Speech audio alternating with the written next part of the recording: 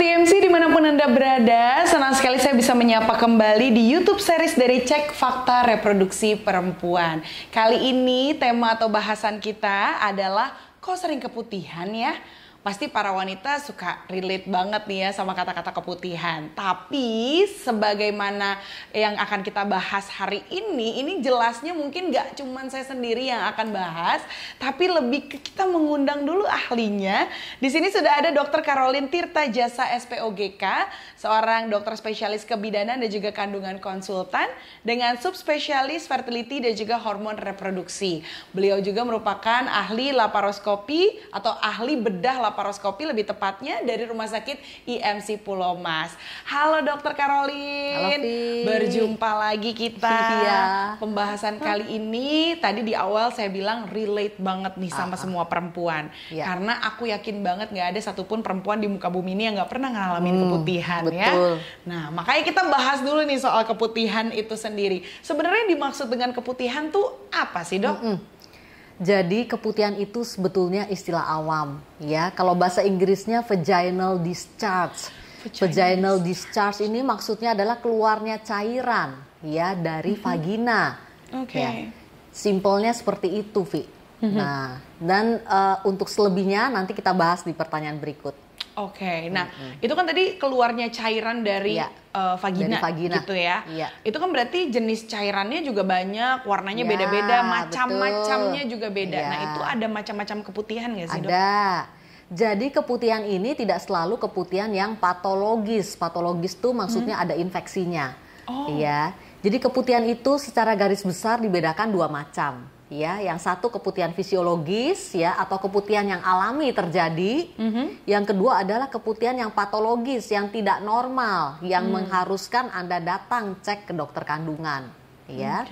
Nah, keputihan yang fisiologis ini adalah keputihan yang secara alami terjadi berhubungan dengan misalnya di puncak masa subur itu akan keluar tuh vaginal discharge ya, cairan yang lumayan agak banyak, kadang-kadang seperti kencing, seperti air ya.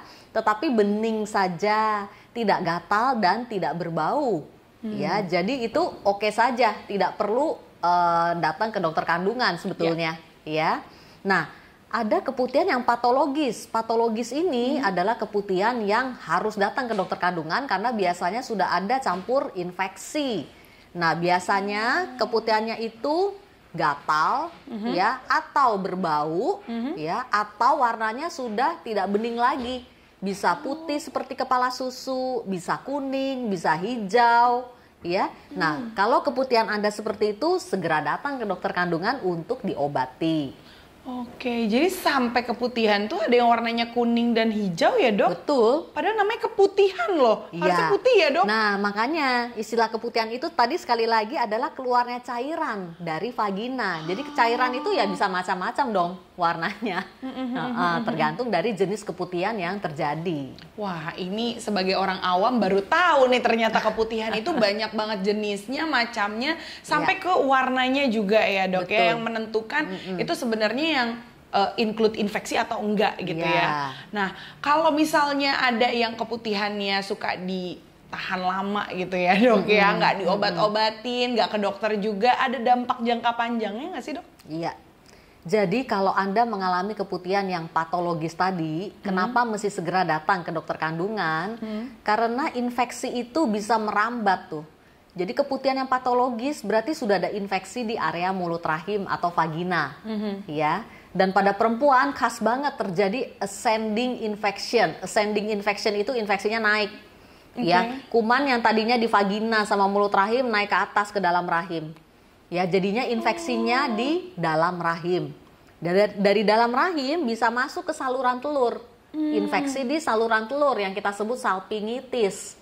Nah, itu bahayanya terutama bagi yang belum punya anak, belum pernah hamil. Karena kalau saluran telur terkena infeksi, ujung-ujungnya mampet dia, rapet, tersumbat.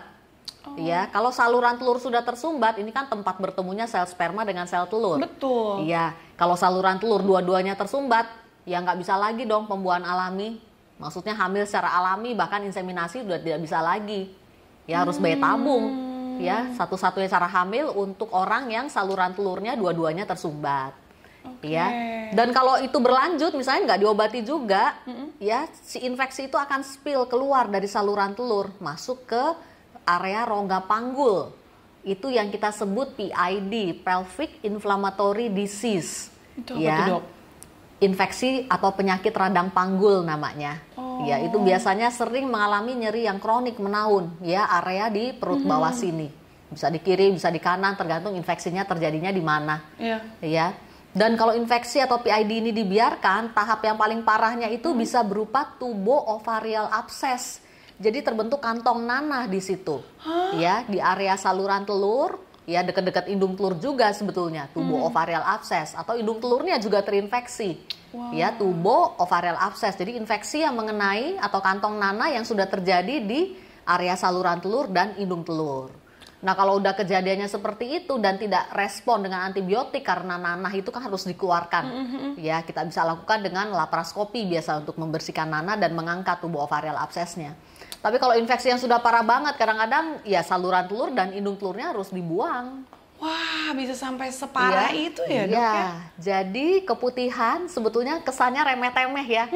Ya, tetapi kalau dia tidak diatasi secara tepat, ya, ujung-ujungnya orang tuh bisa kehilangan saluran telur dan indung telur sebetulnya dalam tahap yang paling parahnya, atau ya tahap moderate-nya susah hamil. Gitu.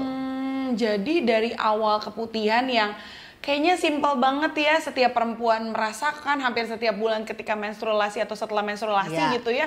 Betul. Tapi ternyata sampai bisa jadi infertilitas dan juga yang tadi ya, sampai harus ovarial abses. Ya. Waduh, itu bahaya banget ya.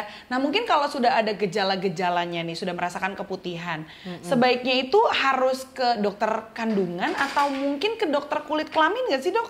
Nah, ini dia. Jadi keputihan ini sebetulnya kalau mau dicek masuk ke dalam vagina dan melihat mulut rahim, infeksinya itu persisnya ada di mana sih? Itu datangnya ke dokter kandungan. Ya, jadi yang tepatnya itu ke dokter kandungan. Ya, karena dengan dokter kandungan lebih lengkap alatnya. Karena bisa dibuka tuh dengan spekulum yang ukurannya sesuai dengan vagina, kita bisa buka, kemudian dilihat apakah mulut rahimnya juga terinfeksi, merah nggak mulut rahimnya. Infeksinya itu terjadinya di mana? Dan kita bisa lakukan vaginal toilet namanya. Vaginal toilet itu proses cuci vagina. Ya, jadi area mulut rahim dan vagina itu dibersihkan, dicuci. Dibersihkan dari keputihan dan infeksinya. Sehingga pengobatannya lebih efektif setelah vagina dan mulut rahim dicuci atau dibersihkan tadi. Obat lebih gampang kerjanya. Gitu. Wow. Ini macam mobil dicuci steam ya, Dok ya. Vagina ternyata bisa dibersihkan juga loh, betul. tapi tentunya dengan dokter ahli. Makanya lebih baik kalau ada masalah dengan keputihan berarti ke dokter kandungan ya, Dok ya? Iya, betul. Bukan ke dokter kulit kelamin. Noted, Dok. Nah, kalau misalnya sekarang ngomongin ibu yang hamil gitu, perempuan hamil. Saya sendiri waktu hamil ini jadi lebih sering keputihan daripada sebelum hamil. Nah, itu normal atau enggak tuh? Iya. Nah, pertanyaannya ada nggak sih pengaruhnya keputihan pada ibu hamil? Nah, ada nggak tuh dampaknya? Jadi kenapa ibu-ibu hamil itu sering keputihan? Itu dulu ya pertanyaannya, Vi ya. Karena dalam kondisi hamil, hormon-hormon itu sangat tinggi. Ya, suasana di seputar vagina itu cenderung lebih moist, lebih lembab dia. Karena sekret vagina juga lebih banyak akibat pengaruh hormon kehamilan. Ya, karena suasananya lebih lembab, lebih moist, banyak cairan, karena itu mudah terinfeksi. Kalau misalnya si ibunya ini agak kurang lah menjaga kebersihan gitu ya. Jadi itu pentingnya ibu-ibu hamil menjaga kebersihan vagina. Bisa cek reel saya nanti itu tentang bagaimana cara menjaga kebersihan vagina. Nah, itu dicek, diperhatikan, dan kalau terjadi keputihan, yang tadi keputihan yang patologis, segera ngomong ke dokter kandungan yang tempat kontrol hamilnya.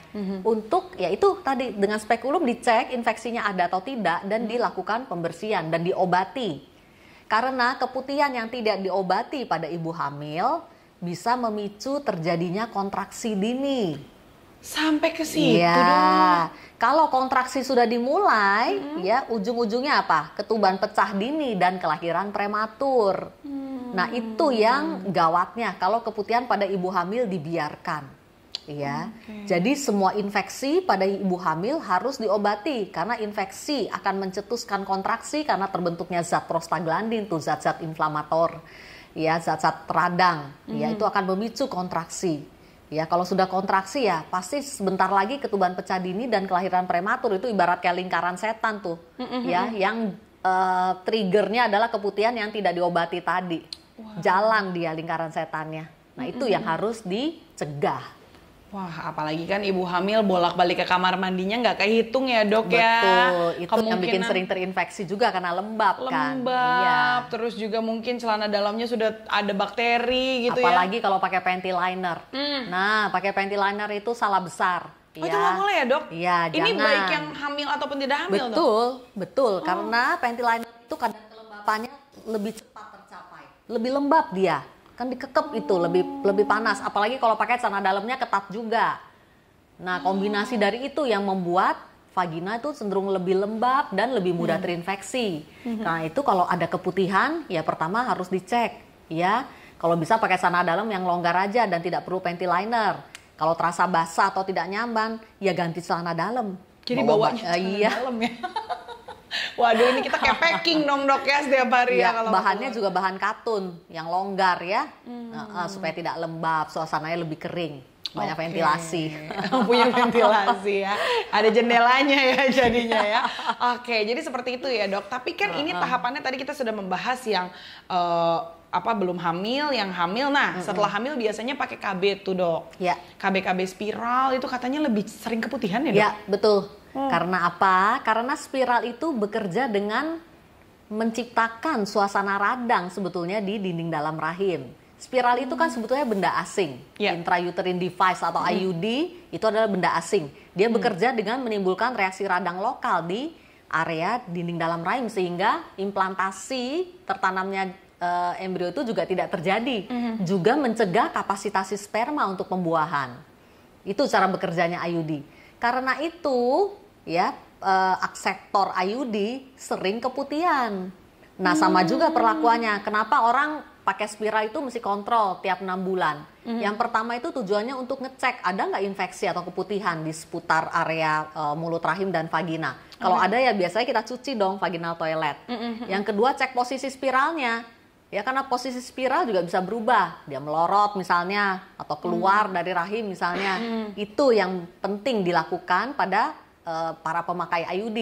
Jadi nggak sekali dipasang terus 5 tahun lagi gitu baru balik gitu ngecek. Enggak ya dok? Ya, itu pentingnya kontrol IUD pada pemakai spiral. Nah tuh, nih warga-warga spiral mana suaranya? Berarti harus kontrol rutin lebih sering lagi ya, daripada mungkin yang 3-6 bulan sekali. 3-6 bulan sekali. Oke, lebih sering daripada yang mungkin nggak pakai spiral gitu ya dok ya, yang harus setahun sekali. Nah, kalau misalnya yang keputihan itu ternyata belum menikah, masih nona gitu ya, masih virgin gitu. Itu gimana dok? Ada nggak pernah keluhan yang seperti itu? Banyak. Anak-anak remaja perempuan kita kan juga banyak yang mengalami keputihan. Cuma kadang-kadang nggak ngomong sama ibunya. Malu. Jadi datang ke mama itu kalau sudah parah, misalnya keputihannya udah gatel, udah berbau, ya biasanya baru datang ke mamanya baru ngomong. Ya. Nah, karena itu pentingnya peran ibu untuk kasih pesan tuh sama anak perempuannya. Kalau ada keputihan bilang, kalau ada perdarahan bilang. Cara cebok pun itu mesti diajari loh dari ibu ke anak perempuannya. Dan jangan salah ngajarinnya. Iya, dengan yang benar cara cebok. Yaitu ada bibir besar, ada bibir kecil, area lipatan itu harus kena sabun. Iya, jadi kalau cebok itu agak dijembreng. Selaput darah tuh masih di dalam, nggak usah takut. Cebok kedalaman misalnya kena selaput darah nggak usah takut, nggak bakalan. Iya, kecuali dimasuk-masukin alat ke vagina ya jangan. Jadi cebok dan dibersihkan juga dengan air yang bersih dan dikeringkan, itu pentingnya. Itu pentingnya harus tetap kering. Jadi nggak cebok cuma pakai tisu basah atau tisu kering misalnya tanpa air misalnya, bukan itu cara cebok yang baik. Oke. Nah, tadi karena ada bahasan soal lubang besar, lubang kecil, aku jadi keingetan kalau nggak salah kan vagina temenannya kan sama saluran kencing nih dok. Terus ada kaitannya nggak sih keputihan sama mungkin infeksi saluran kencing gitu? Ada. Kaitannya besar, ya. Jadi kuman karena letaknya dekat antara lubang kencing, keluarnya kencing dengan vagina, karena itu kalau terjadi keputihan, ya bisa kumannya itu menginfeksi juga saluran kencing. Ya, jadi biasanya kalau pasien ibu hamil itu datang dengan infeksi saluran kencing, biasanya saya tanya juga tuh, ada keputihan juga nggak Bu? Ya, nah kalau ada keputihan juga kita cek. Ya, apakah infeksi di vagina dan mulut rahimnya juga ada, itu dibersihkan, diobati. Kalau enggak ya infeksi saluran kencingnya juga nggak selesai-selesai pengobatannya. Jadi dua-duanya dibersihkan. Balik ke yang tadi, yang para nona itu, Vi. Ya. Jadi kalau nona kita nggak buka vagina tentunya, karena kan masih virgin. Ya. Ya, kalau nona biasanya kita dari periksa luar saja kelihatan model keputihannya, asal jangan dicebok dulu. Ya. Ya, jadi para anak-anak perempuan ini kalau mengalami keputihan, ya. Mamanya akan mengantar, ya biasanya dokter akan periksa dari luar aja, nggak perlu dicebok dulu, nggak apa-apa, supaya dokter bisa tahu dari model keputihan itu. Biasanya kita bisa menduga infeksinya infeksi apa, atau diambil swab dari situ. Misalnya kalau pada infeksi yang sering banget ya, kita ambil swab untuk kultur dan resistensi dari swab vagina. Oke, makanya nggak bisa self-diagnose ya, harus ke dokter kandungan. Ya, jangan self-diagnose dan jangan berobat ke dokter Google. Nah, itu tuh penting Itu bisa ya. salah semuanya, ngaco banget deh. Iya, Nah, iya, bisa iya. stres sendiri juga kadang-kadang. Betul, jadi jangan mentang-mentang kok keputihannya berbau ya, ternyata ini nih karena googlingnya hasilnya ini gitu. Jangan langsung percaya ya, harus ke dokter kandungan. Terakhir mungkin Dok, pertanyaan dari aku, ini kan banyak banget yang keputihannya tuh berulang berkali-kali. Sebenarnya bisa nggak sih seorang perempuan itu bebas dari keputihan seumur hidupnya? Tidak bisa. Gak bisa. Ya, nggak bisa. Jadi sebagai perempuan Anda memang harus akrab dengan keputihan. Bestie ya. Karena begini, tapi kan keputihan itu tidak selalu harus keputihan yang patologis. Ya, keputihan yang fisiologis, misalnya Anda sedang dalam puncak masa subur atau dalam rangsang seksual, bisa aja terjadi keputihan yang fisiologis. It's okay. Ya, itu yang peristiwa alami aja. Ya, tetapi tidak ada satupun perempuan yang bebas dari keputihan untuk seumur hidupnya, itu nggak pernah ada. Ya, dan keputihan pun kalau yang patologis misalnya ya, diobatin sekarang nih dia hilang, ya muncul lagi bisa aja. Ya, nggak ada pengobatan keputihan yang sekali untuk sepanjang waktu seumur hidupnya, tuh nggak ada. Iya. Makanya itu ada perempuan yang komplain, Dok, saya kok sering berobat untuk keputihan, tapi kalau obatnya habis datang lagi. Nah, yang perlu ditanya, bagaimana pola Anda menjaga kebersihan vagina? Itu Ya, dia. pola hubungan seksual misalnya dengan pasangan seksualnya bersih atau tidak misalnya. Itu yang perlu ditanya balik. Bagaimana itu pola pakai celana dalamnya kayak apa? Cebok pakai sabun atau enggak sih? Itu juga salah satu mitos fakta seputar keputihan tuh. Katanya kalau cebok nggak boleh pakai sabun. Itu salah besar. Ya, Justru harus cebok pakai itu sabun. pakai sabun saat mandi. Ya, jadi 2 kali sehari. Kita kan mandi 2 kali sehari kan, pagi sore. Ya udah, sekalian sabunin badan, sekalian juga sabuni organ kemaluan. Ya, supaya senantiasa bersih. Pakai sabun mandi aja biasa, nggak ada sabun-sabun khusus gitu, nggak perlu. Ya, sabun mandi badan sekalian sabunin yang di bawah. Dan kalau cebok, pas saat bersihin nggak usah buru-buru. Ya, seperti kita sabunin badan aja, detail, rapi. Yang tadi sekali lagi tuh ada bibir besar, ada bibir kecil kan. Kalau organ kemaluan perempuan, daerah situ antara bibir besar dan bibir kecil itu area lipatan. Area lipatan selalu menyimpan kuman. Area itu yang harus juga digosok saat cebok. Ya, dan bersihkan dong dengan air, jangan sampai sabunnya nemplok di situ. Nah, itu makanya kalau lagi cebok pentingnya, istilah saya tuh jembreng. Jembreng tuh dibuka sedikit supaya bisa bersih. Disabunin detail dan dibersihkan juga dengan air yang bersih. Dan jangan lupa keringkan tadi sekali lagi. Senantiasa jaga tidak lembab, tetap kering dan bersih. Itu sebetulnya. Apalagi yang aktivitasnya penuh di luar ya Dok ya, yang sering berkeringat, bawa stoknya yang Jadi banyak. keputihan itu kayak flu, diobatin sembuh, kena lagi, ya bisa aja. Ya berobatlah. Ya, sambil berpikir dong, mencari tahu ya, kenapa kok saya sering keputihan? Ada yang salah nggak dengan pola menjaga kebersihan saya? Kalau rasanya udah perfect masih keputihan juga, bisa konsultasi ke dokter ahli. Biar bisa sama-sama diskusi, kenapa ya Dok? Ya, atau lihat YouTube channel kita. Nah, ya. betul. Gimana sih cara menjaga kebersihan vagina? Mulai dari yang tadi, kering, tidak pakai panty liner, cebok dengan sabun 2 kali sehari, dengan air yang bersih dan dikeringkan. Itu penting banget tuh. Dan hal-hal itu jarang diketahui oleh para perempuan dewasa sekalipun. Nah, bahayanya kalau seorang ibu sendiri masih bingung caranya cebok yang benar, gimana mau ngajarin anak perempuannya coba? Nah, itu dia tuh ya. Jadi kesannya remeh-temeh ya cara cebok gitu ya. Jaga kebersihan vagina, keputihan, kesannya remeh-temeh banget, tapi penting banget. Tapi penting banget dan harus menjadi concern kita juga ya, Dok. Iya, ya. betul. Sekali lagi kalau misalnya ada keluhan apapun, silakan langsung menuju ke dokter kandungan. Iya. Seperti itu. Baik, Iya. Dokter Caroline, terima kasih banyak obrolan kita ya. Sama-sama. Luar biasa sekali. Kalau misalnya ada pertanyaan, boleh DM ya ke Instagram @rs.imc.